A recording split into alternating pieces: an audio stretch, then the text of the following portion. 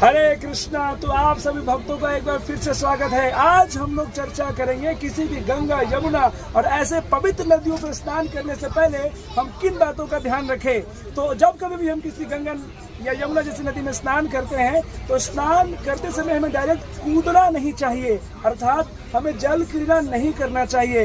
हमें उसमें अनायास तैरने का प्रयास नहीं करना चाहिए, हमें शरीर में मालिश नहीं करना चाहिए, साबुन शैम्पू नहीं लगाना चाहिए। और जब भी स्नान करते हैं तो मूसल स्नान करना है। ये मूसल स्नान क्या होता है? तो ब्रह्म विद्या पुराण में बताया जाता है कि हमें डायरेक्ट डिप लेना चाहिए। और जितनी बार भी आप स्नान करना चाहते हैं डिप लीजिए और बाहर आइए। साथ ही साथ अगर आप नदी में प्रवेश करके मलमूत्र का त्याग करते हैं तो आपको ब्रह्म हत्या का पाप लगता है। नदी से स्नान करने के बाद आपको कभी भी दान स्वीकार नहीं करना चाहिए। नदी के पास कभी भी आप किसी दूसरे धाम की प्रशंसा नहीं करनी चाहिए, किसी दूसरे धाम का प्लानिंग नहीं करना चाहिए। जब आप स्नान कर रहे हैं उस स्थान पे अगर आप पुरुष हैं तो स्त्रियां नहीं होनी चाहिए, अगर आप स्त्री हैं तो पुरुष नहीं होने चाहिए।